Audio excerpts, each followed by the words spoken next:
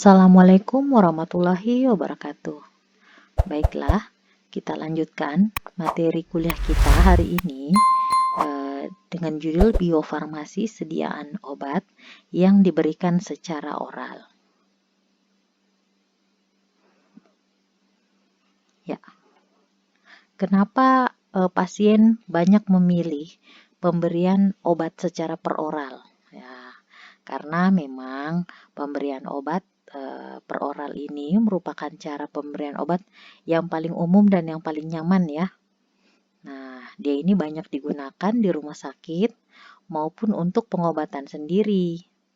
Biasanya sih untuk penderita penyakit tahunan, ya seperti untuk pasien epilepsi, pasien diabetes, atau untuk anak-anak ya, karena sediaan sirup punya aroma yang enak ya.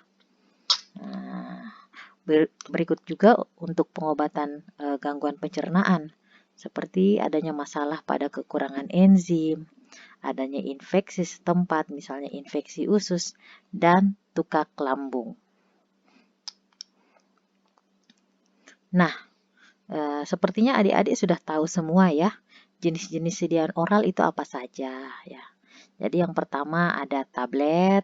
Nah, tablet ini juga banyak ya jenisnya. Kita sebut merek ya, tidak apa-apa ya.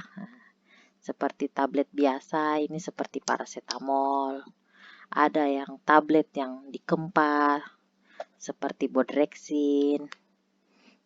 Ada yang tablet yang dikempah ganda. Jadi kalau kita lihat ada obat itu yang sampai warnanya ada 3 lapis ya, berarti itu dia dikempah ganda, kayak Decolgen. Ada tablet sublingual, ada tablet bukal, ada tablet effervescence, ada tablet kunyah, ada tablet salut gula, ada tablet salut selaput, ada juga yang tablet hisap, dan ada juga tablet salut enterik. Jadi banyak sekali ya jenis-jenis tablet ini. Nah, selanjutnya jenis sediaan oral yang kedua itu apa? Ada kapsul ya, ada kaplet, ada obat-obat cair seperti larutan, emulsi, dan suspensi. Dan ada juga yang menggunakan pil ya. Jadi pil ini walaupun sudah tidak terlalu banyak yang menggunakan, tapi masih ada ya beberapa bentuk sediaan dalam bentuk pil. Nah, ini dia nih jenis-jenis sediaan oral yang saya sebutkan tadi.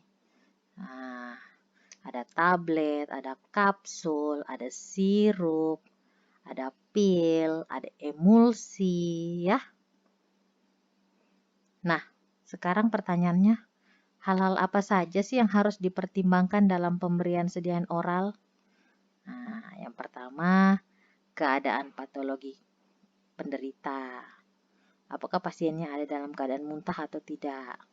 Kalau dalam keadaan muntah, ya jangan kasih sediaan oral ya, pasti akan termuntahkan lagi.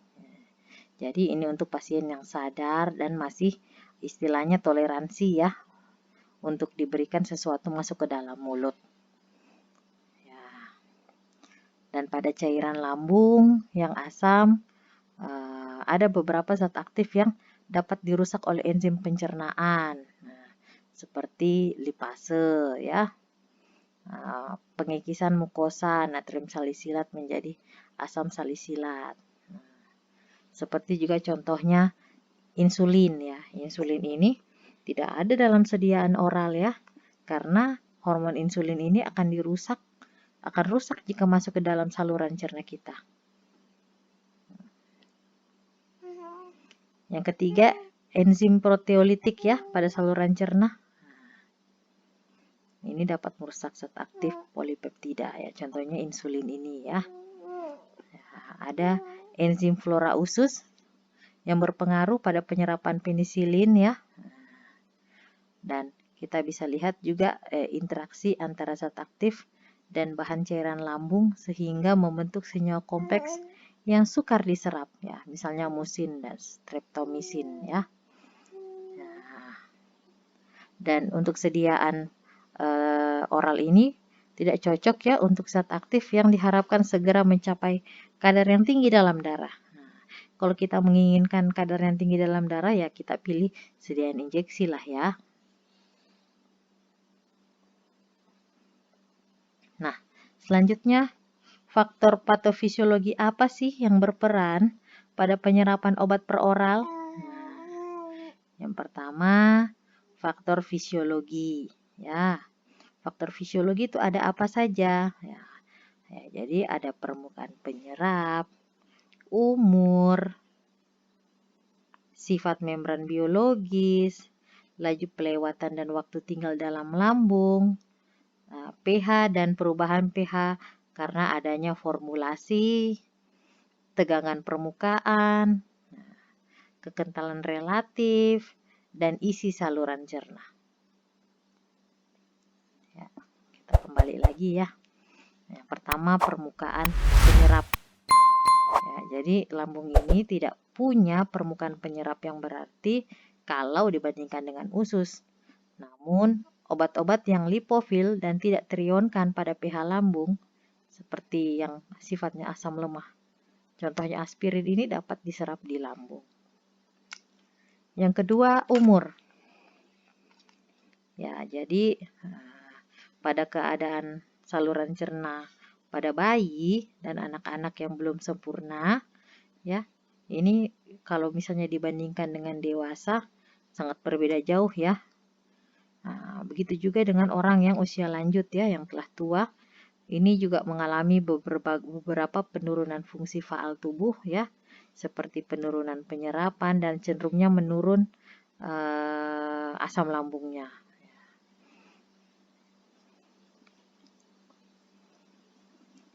Yang ketiga, sifat membran biologis. Ya. Jadi terutama di usus memungkinkan terjadinya ya semua transport, dan hal ini dapat menyebabkan pelipat gandaan kemampuan penyerapan usus halus. Ya, ada juga faktor lain seperti laju pelewatan dan waktu tinggal dalam lambung, pH dan perubahan pH karena formulasi ya. Nah, tegangan permukaan. Ternyata tegangan permukaan ini memudahkan dan pelarutan partikel yang sukar larut ini akan lebih mudah ya untuk melarut. Ya, kekentalan relatif juga mempengaruhi ya. Isi saluran cerna juga dapat mempengaruhi ya. Selanjutnya tadi faktor selanjutnya adalah faktor patologik. Faktor patologik ini mungkin karena ada berbagai gangguan-gangguan ya dari dalam tubuh. Yang pertama, gangguan fungsi penggetahan. Yang kedua, gangguan transit, gangguan penyerapan.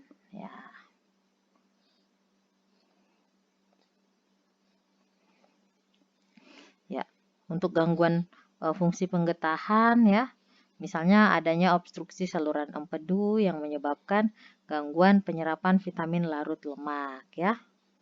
Untuk gangguan transit, kalau kita ada tukak lambung biasanya sih waktu transit obat lebih cepat ya. Atau ada mungkin gangguan penyerapan ya.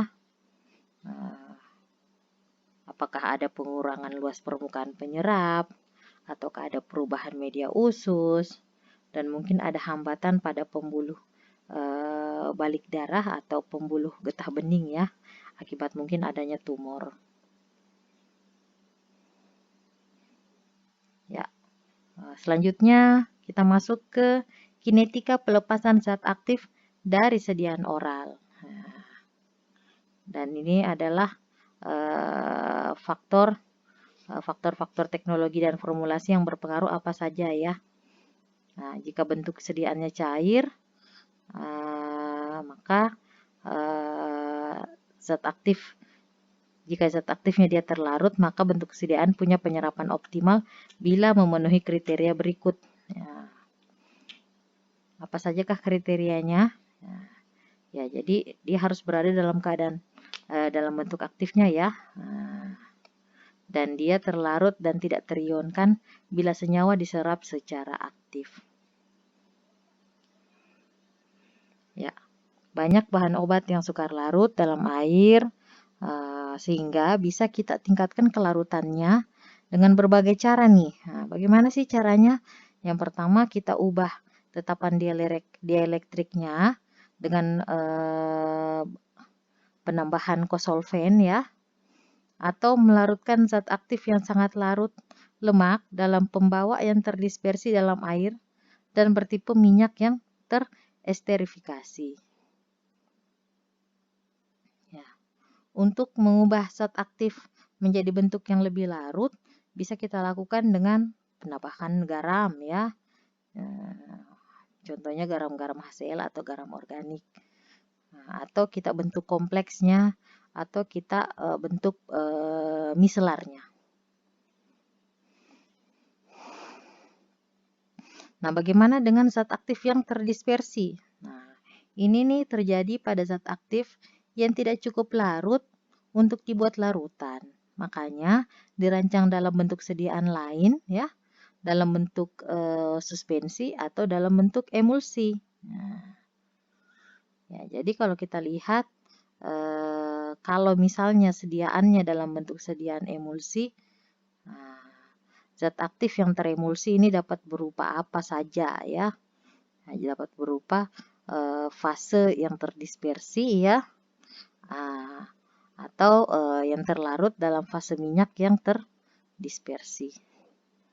Jika dia dalam bentuk sediaan suspensi, apa saja sih kinetika predisposisi obat dalam tubuh? Yang terjadi dia dalam 2 tahap ya. Yang pertama pelarutan partikel zat aktif, yang kedua penyerapan partikel zat aktif. Ya, jadi bentuk sediaan padat ini punya banyak bentuk ya, mulai dari yang paling sederhana sampai dengan yang paling rumit. Nah, yang paling sederhana ini yang bentuknya serbuk. Ya, jadi bentuk serbuk yang harus dapat terbasahi agar zat aktifnya dapat terlarut ya. Bentuk kapsul atau bentuk yang terselubung pada cangkangnya ya. Jadi dia harus dirusak dulu cangkangnya, baru bisa membasahi zat aktifnya. Nah, ada juga dalam bentuk tablet atau tablet salut ya, yang strukturnya harus dirusak agar sediaan berada pada stadium serbuk.